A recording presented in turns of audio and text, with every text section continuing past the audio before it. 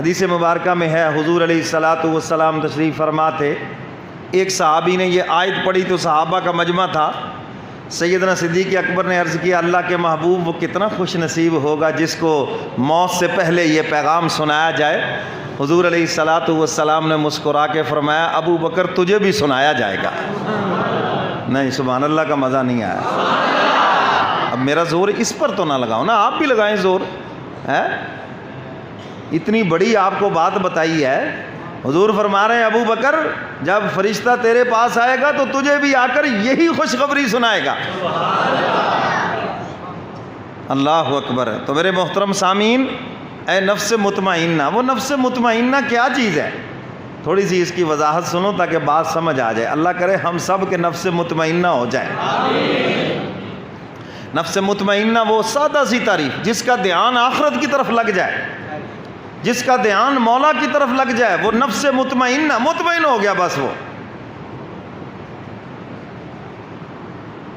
اور دوسرا ہے نفس لوامہ، وما ابرئ نفسی ان النفس لامارہ۔ نفس امارہ وہ ہوتا ہے جس کا سارا دھیان دنیا کی طرف ہو۔ سارا دھیان کس کی طرف ہو؟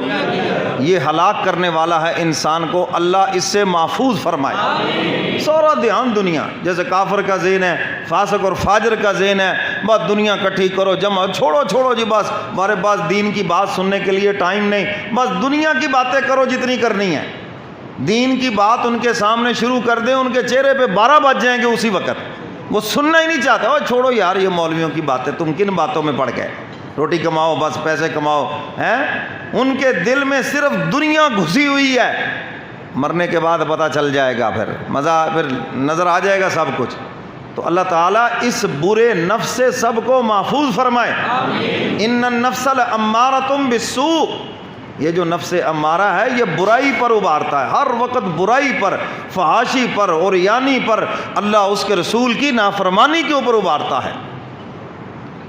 اور اس کے بعد ہے تیسرا نفس، اس کو کہتے ہیں لوامہ، جس کی اللہ نے قسم اٹھائی ہے۔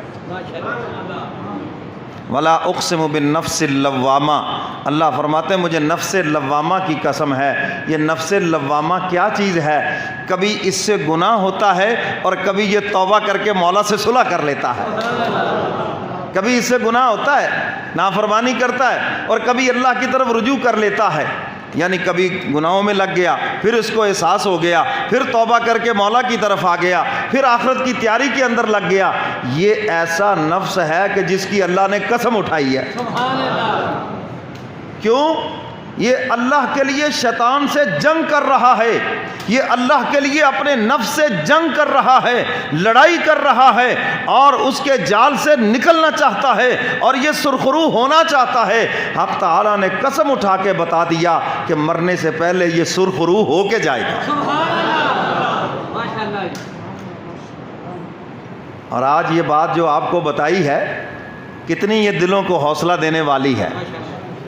یہ سب کے نفس، چلو مطمئنہ تو بہت اونچا درجہ ہے، کوشش تو کرنی چاہیے کہ اس اونچے درجے کو پائیں، لیکن یہ بیچ والا تو ہاتھ سے جانے نہ پائے۔ نفس لوامہ، خطا ہو جائے، غلطی ہو جائے تو کیا کرنا بھائی؟ معافی مانگ لینی ہے، اور پھر آخرت کی طرف دھیان لگا دینا ہے۔ پھر ماحول سے متاثر ہو گئے، معاشرے سے مجبور ہو گئے، کسی نہ کسی طرح پھر نافرمانی ہو گئی، تو پھر کیا کرنا ہے؟ معافی مانگ لینی ہے، پھر آ جانا ہے اپنی جگہ کے اوپر۔ اللہ فرماتے ہیں میں اس کی قسم اٹھاتا ہوں، مجھے بڑا پیارا لگتا ہے جب یہ بار بار دشمن سے چھوٹ کے میری طرف آتا ہے۔ شیطان دشمن ہے نا، لکم عدو مبین، بار بار اس سے چھوٹ کے آتا ہے اور پھر میری طرف بھاگتا ہے، توبہ کرتا ہے، آخرت کا خوف اس کے دل میں آتا ہے۔ اللہ فرماتے ہیں یہ مجھے بڑا ہی پیارا لگتا ہے۔ تو میرے محترم سامعین، ایک نفس جو ہر وقت آخرت کی طرف، وہ تو کیا ہی بات ہے، اگر وہ ہو جائے تو پھر تو مزہ آ جائے، کوشش تو اس کی ہونی چاہیے۔ اور دوسرا وہ جس سے پناہ مانگی جس کا دھیان صرف دنیا کی طرف ہے، باجی دنیا مل جائے ہمیں اور کچھ نہیں چاہیے، حلال و حرام کی تمیز نہیں، کچھ بھی نہیں، بس دنیا کٹھی ہو جائے۔ اللہ اس سے ہم سب کو محفوظ فرمائے۔ قرآن میں بتا دیا ان النفس لامارۃ بالسوء، نفس امارہ یہ صرف برائی کے اوپر ابھارتا ہے بس۔ اور تیسرے نمبر پر فرمایا یہ لوامہ ہے جس کی اللہ نے قسم اٹھائی ہے کبھی گناہ ہوتے ہیں اور کبھی توبہ کر کے اپنے مولا کی طرف رجوع کر لیتا ہے۔ تو میرے محترم سامعین، اب آئیں نفس مطمئنہ، آخرت کی طرف رجوع، اور اس کی تشریح جو مفسرین کرام نے کی ہے وہ بھی سن لیں۔ فرمایا کہ نفس مطمئنہ وہ ہے جس کو اطمینان، سکون ذکر سے ہو اور اللہ تعالیٰ کی اطاعت سے ہو۔ نفس مطمئنہ کون سا ہے؟ جس کو اطمینان کس سے ہو؟ اللہ کے ذکر سے یا پھر اللہ کی فرما برداری سے۔ جس کو سکون ملے اللہ کے ذکر سے یا اللہ کی بولو یہ یاد کریں بات، جس کو سکون ملے اللہ کے ذکر سے یا اللہ کی فرما برداری سے۔ جس طرح مچھلی کو سکون ملتا ہے پانی میں، جب اس کو نکال دیں پانی سے باہر وہ تڑپنے لگتی ہے، پھر تڑپتی ہوئی کو پکڑ کے پانی میں ڈالو سکون میں ہو جاتی ہے۔ تو فرمایا نفس مطمئنہ وہی ہے جو خدا کی یاد سے سکون حاصل کرے اور مولا کی فرما برداری حاصل کر کے سکون حاصل کرے، وہ ہے نفس مطمئنہ۔ اور اللہ کی یاد دو طرح سے ہے، ایک ہے مولا کا ذکر کرنا زبان سے، قرآن کی تلاوت کریں، ذکر اذکار کریں، یہ مولا کا ذکر ہے، اور دوسرا ذکر ہے گناہوں سے بچنا، استحضار مولا، جو یہاں خانقاہوں میں جس کی مشق کرائی جاتی ہے، اللہ والوں کے ہاں جو سبق دیا جاتا ہے، فرمایا کہ وہ ہے ہر وقت میرے مولا مجھے دیکھ رہے ہیں، اللہ کا استحضار دل کے اندر، میرا اللہ مجھے دیکھ رہا ہے، مجھے خدا کو جا کر جواب دینا ہے۔ کبھی اللہ کے ڈر سے گناہ چھوڑے اور کبھی اللہ کی محبت کے اندر گناہ چھوڑے۔ یہ ہے اصل اللہ کو یاد کرنا۔ زبان سے انسان ذکر کرے گا تھک جائے گا، 1 گھنٹہ کرے گا، 2 گھنٹے کرے گا، آخر تھک جائے گا، چپ ہو جائے گا۔